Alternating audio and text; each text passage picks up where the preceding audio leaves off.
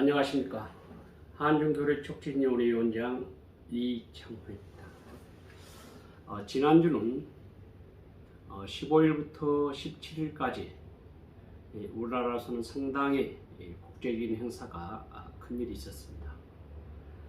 특별히 그 가운데에 중국의 중국 공산당 당서일 3위이신 리지안수 상무위원장께서 전인대죠. 위원장께서 한국을 김진표 국회의장님 초청으로 한국을 장관급 인사 4분과 차관급 인사 3분이 함께 66명이 동행을 하셨습니다. 첫째, 이런 어떤 이 동행 가운데서 16일에는 김진표 국회의장님과 함께 정상 간담회가 이루어졌고요. 바로 오후에는 용산 대통령실에서 윤석열 대통령과 함께 정상회담이 이루어졌습니다.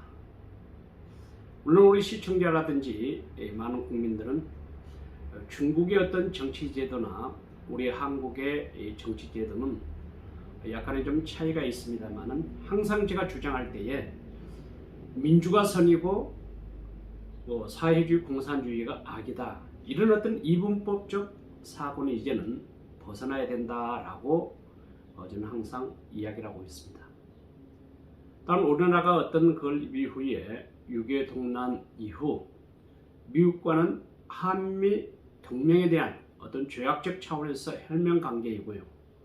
그 다음에 우리나라는 1992년 8월 24일 날 한중 수교가 정상적인 외교가 이루어져 있습니다. 그 이후 다양한 단계가 거쳐서 2007년인가 8년에 정확히 제가 확인할 수는 없겠습니다만 한중 전략적 협력 동반자 관계로 상승되었습니다. 2008년 같습니다. 제 생각하기로는. 이런 쭉 발전적인 가운데에 근 30년 가까이 우리나라가 경제적 측면에서 어쩌면은 이웃국가로서의 상당한 이익을 본 것도 주지사실입니다. 근 28년 동안은 흑자적 경제적 이익을 우리가 도모했고요. 최근에는 2년 동안 적자라는 이야기를 언론을 통해서 제가 듣고 있습니다.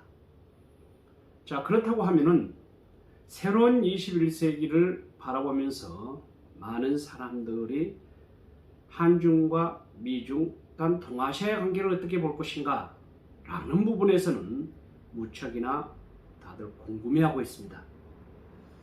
저는 생각하기로는 이번 리지안수 상무위원장께서 한국을 방문한 것은 어쩌면은 정말 이례적이라 볼 수 있겠고요.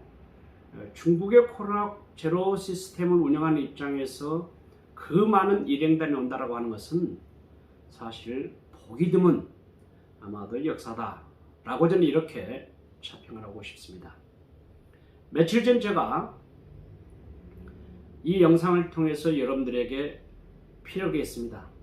이번 어떤 정상 간 회담은 반드시 사드 문제에 대한 부분을 나올 것이다 라고 이야기했는데, 우리 한국 언론들은 진정한 상호 소통을 위해서 적절히 처리하겠다라는 부분이고, 단 두 번째는 대통령실에서 윤석열 대통령께서 빠른 시일 내에 중국 국가주석 시진핑 주석을 초청한다 라고 했는데, 어제 중국 신화통신에서는 그런 이야기가 빠져 있는 걸로 확인되고 있습니다. 자, 그렇다고 하면은 지금 우리 한중 관계를 저는 어떻게 볼 것인가 라고 하는 부분입니다. 어쩌면 중국이라고 하는 대국, 근 15억 가까이 있는 인구, 단 두 번째로 일본이라고 하는 나라, 그리고 우리와 함께 적대적 주적관계라고 하는 북한이 있습니다. 이런 어떤 상황을 지켜본다고 하면은 과연 우리 한중 관계에서 중국과 이미 협정이 되어진 전략적 협력 동반자 관계를 가진다, 저 개인적인 전문가적 입장에서는 볼 때에 이 단계를 한 단계 좀 높이 올라 전면적 협력 동반자 관계 이 정도 상향 조정에서 문제가 좀 해결돼야 되지 않겠느냐라고 하는 것이 저의 바람입니다. 중국 통신을 통해서 보면은 이번에도 똑같이 리장수 상무위원장께서 윤석열 대통령에게 사드에 대한 부분을 정확하게 언급한 걸로 나와 있습니다. 그럼에도 불구하고 우리 한국 언론들은 그 부분을 그렇게 심각하게 다루지 않고 있습니다. 단언컨대 저는 이야기합니다. 시진핑 국가주석이 한국을 방문한다 라고 하는 부분은 언론을 통해서 나와 있는 것처럼 한국 내에 사드 부분이 적정하게 이루어지지 않는 경우에는 사실 방문이 그다지 쉽지 않을 것이다 라고 하는 부분입니다. 또한 제가 생각할 때는 이제 다음 달 16일이면 2차 전국인민대표대회 즉 당대회가 5년마다 한 번씩 개최가 됩니다.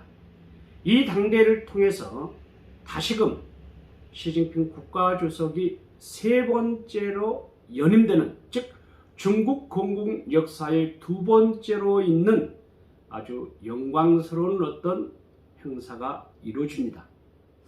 이런 어떤 계기로 축하적 행사의 어떤 계기가 이루어진다고 하면은 제가 생각할 때는 전 우리 문재인 대통령께서 중국을 방문했듯이 이제는 시진핑 중국 국가주석께서 한국을 방문해야 어쩌면 외교 관례상 맞다라고 이렇게 볼 수가 있습니다. 저는 왜 이 부분을 강조하느냐라고 하는 부분은 2019년 말에 전 세계적으로 코로나19 바이러스라고 하는 팬데믹 현상을 통해서 전 세계가 많은 사람들이 어려움도 당하고 또 우리나라도 마찬가지겠습니다만은 가까운 사람들이 많이 참 이 세상을 등지고 떠나는 모습을 볼 때에 가슴이 아파하고 있습니다. 물론 저 주변에도 가까운 사람들이 한두 분이 작고하셨던 법을 보고 조문하기도 했습니다만은 이제 제가 보기에는 중국의 제로 코로나의 어떤 정책이 당대회 이후는 약간 순하게 정책이 펼쳐질 것으로 예상하고 또한 동아시아, 동북아시아에 대한 어떤 부분들이 시수석께서 정책적 부분에서 상당히 완화될 걸로 저는 예상을 하고 있습니다. 이런 차원에서 미중 관계의 틈바구니 속에 있는 대한민국이 이제는 제가 볼 때에 옛날 70년 전에 못 살고 빈부의 국가가 동방의 뱀방이 아니라 이제는 경제적 측면에서 탑10 국가이고 군사력이라든지 문화적이라든지 이 모든 부분에서 대한민국이 우수한 역량을 발휘하고 있습니다. 이런 부분에 있어서는 이제는 시진핑 국가주석과 윤석열 대통령 간에 정말 화신탄회한 어떤 역량들이 이루어져서 이제 이런 어떤 부분이 이루어지게 되면은 공공체라든지 공군망이라든지 다양한 어떤 부분에 있어서는 우리가 잘 좀 이루어졌으면 좋겠다.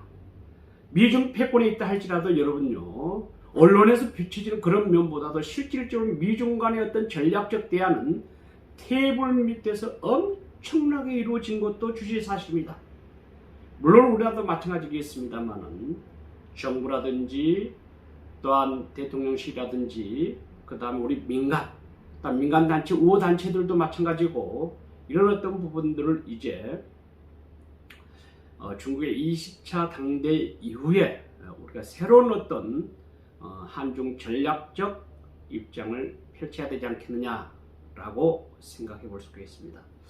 두서없이 여러 가지 이야기를 제가 하고 있습니다만은 결론을 제가 맺어본다고 하면은 이제 시진핑 국가주석의 초청의 문제가 한 가지가 있고요. 두 번째로는 사드 문제. 이 부분을 어쩌면은 솔로몬의 지혜처럼 잘 해결만 된다고 하면은 이제 미래 30년, 미래 60년, 미래 90년을 한중 관계가 잘 좀 발전되지 않겠느냐라는 그런 차원에서 볼 수 있겠고요. 사실 31일이라고 하는 것은 이제 대한민국이 한중 수교 새롭게 일어서는 아주 좋은 동기가 되지 않겠냐라는 입장에서 오늘도 영상을 통해서 여러분들에게 인사를 드리고 있습니다. 지금까지 한중교류촉진위원회 위원장 이창호였습니다. 짜이젠